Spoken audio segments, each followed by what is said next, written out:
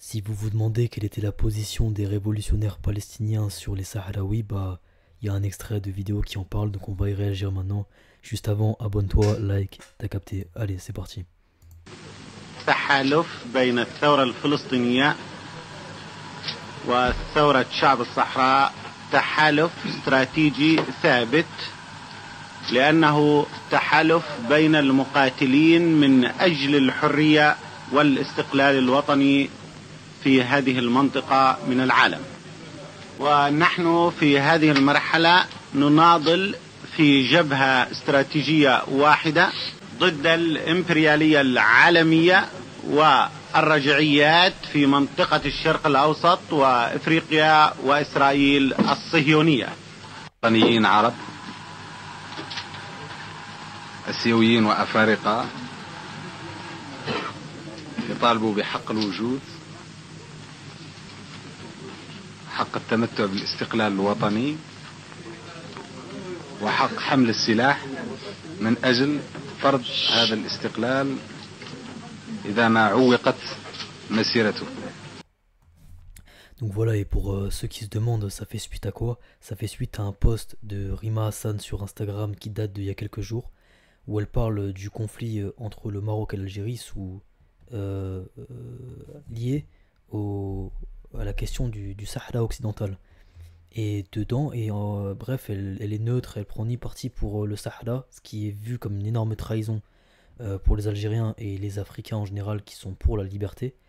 Et même les Marocains, vu qu'elle déclare pas le Sahara non plus marocain, les Marocains aussi l'insultent. Dans tous les cas, il y a les deux camps qui l'insultent.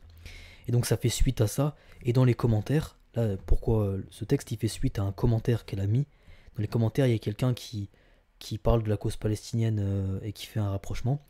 Et Rima Hassan, elle répond: stop comparer la cause palestinienne avec la cause sahraoui. Et donc le mec il a posté ça.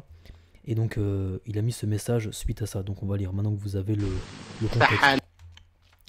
Nous invitons @Rima Hassan à relire l'histoire et les déclarations des véritables révolutionnaires palestiniens qui ont toujours considéré la lutte sahraoui et la lutte palestinienne comme un front commun contre le colonialisme et l'impérialisme. Il est évident que l'intérêt électoral peut parfois altérer les principes.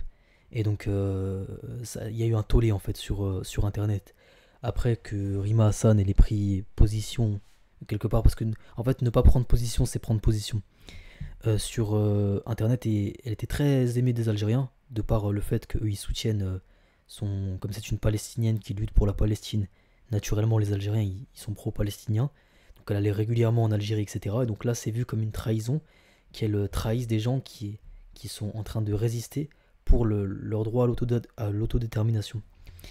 Et donc il y a une Sahraouia qui a fait un long message pour répondre point par point à Rima Hassan, ce qui a à son poste. Donc son poste, je pense que si vous regardez la vidéo, c'est que vous l'avez lu parce que vous êtes intéressé par le sujet. Donc on va pas relire son poste, on va relire ce que quelque part la réponse sahraoui. Oh, il y a Mister V en tendance, je vais faire une vidéo après sur ça. Alors, Rima, je t'apprécie vraiment pour tes idées anti-impérialistes et décoloniales, mais je trouve que ce poste est une des, donc là c'est un, mais elle voulait mettre une, est une des meilleures démonstrations de démagogie et d'hypocrisie que je n'ai jamais vues. On va analyser ce poste pour voir le manque de rigueur historique et politique du poste. On commence d'abord par cette fameuse approche du conflit entre le Maroc et l'Algérie.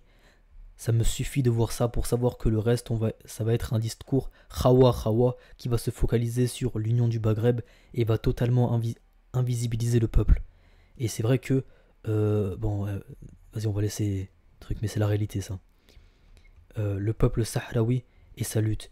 Utiliser cette approche est un outil de plus de la propagande marocaine pour donner l'image que le peuple sahraoui n'est qu'un obstacle pour cette union du Maghreb tant désiré, et que sans ce conflit, il n'y aurait pas de tension entre le Maroc et l'Algérie. C'est vrai, alors que les tensions datent d'il y a bien plus longtemps.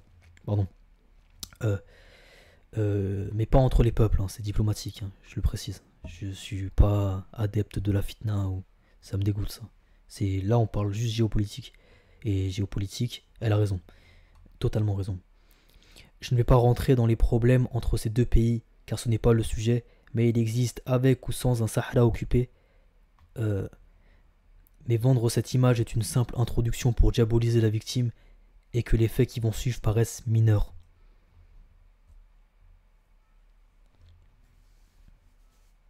Bien sûr qu'on ne peut pas parler du front de libération sahraoui sans parler de l'Algérie, et c'est le seul cas où ça arrive. Dans aucune autre lutte décoloniale, on va dire, soutenue par. C'est toujours dans la question du Sahara, et c'est pour les raisons que j'ai citées.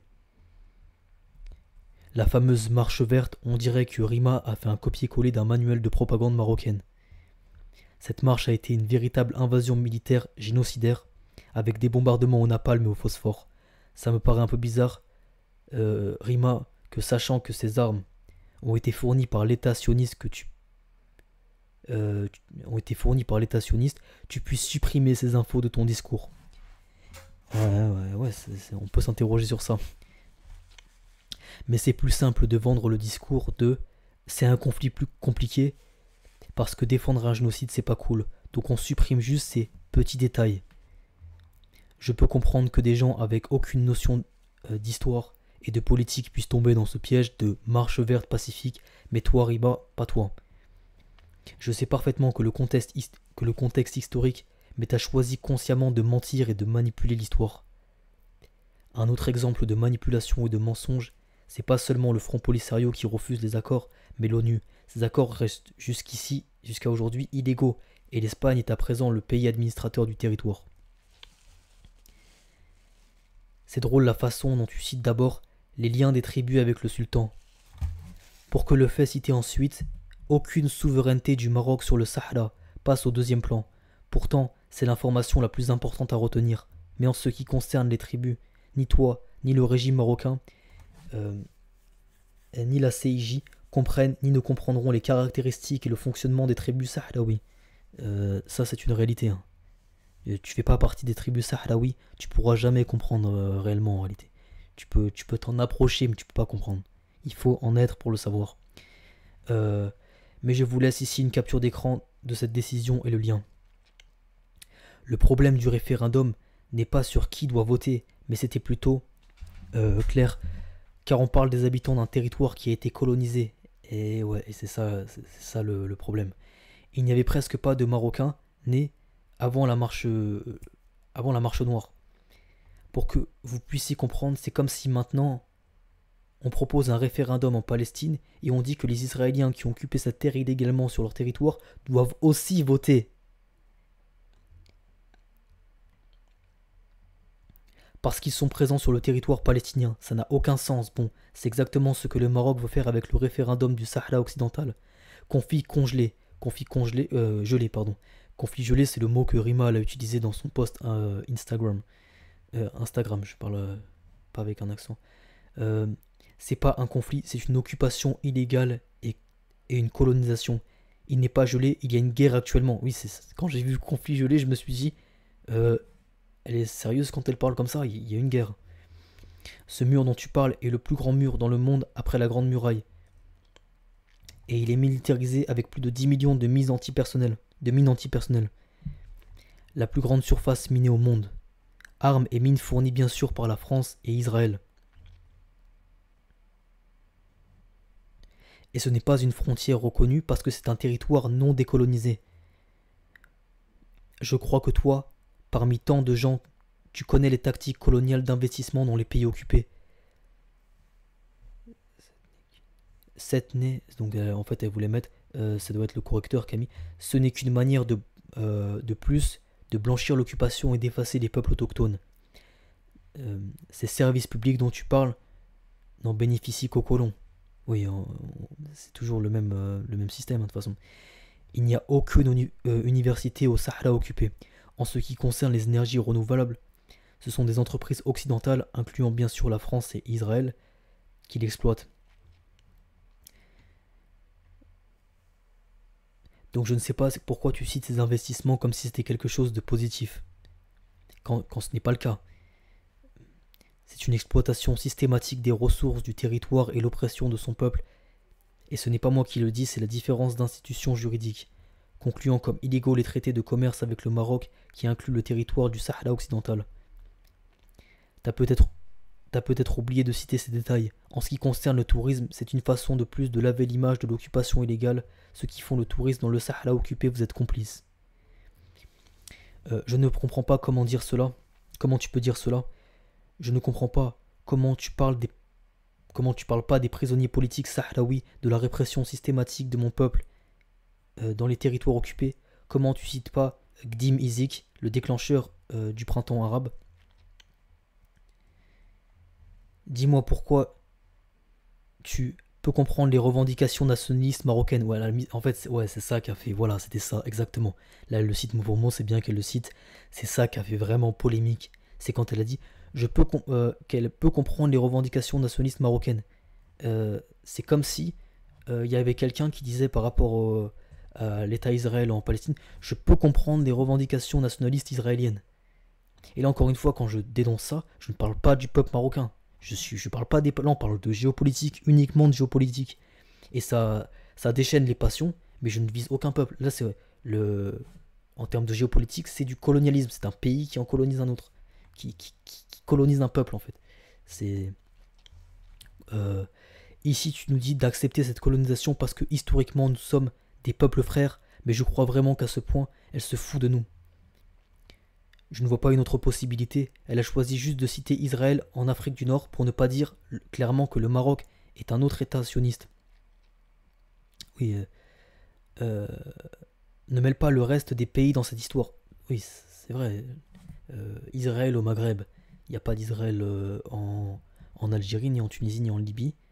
Elle n'a pas dit Maghreb, Afrique du Nord. Donc Afrique du Nord, ça peut comprendre aussi l'Égypte qui sont pro-israéliens parce que sous tutelle américaine. Directement, ils sont sous perfusion américaine quelque part dans cette histoire. Bien sûr qu'elle ne parle pas de comment Israël aide le Maroc dans cette occupation, ni des accords d'Abraham, ni des armées israéliennes qui tuent les civils sahraouis. Parce que si elle cite ça, elle sortirait de la narrative du colon marocain et ça gâcherait tout le discours d'invalidation de la lutte sahraoui. Le reste de son discours est pas très important, mais comme conclusion, ok? Je n'ai plus de place ici, je vais citer ce tweet pour continuer. Lisez aussi l'excellente thread de Sahraouia. Donc ça a vraiment déchaîné les passions. Et c'est... Parce qu'en fait, ce qu'elle a fait... Je suis désolé, moi j'ai rien contre elle personnellement.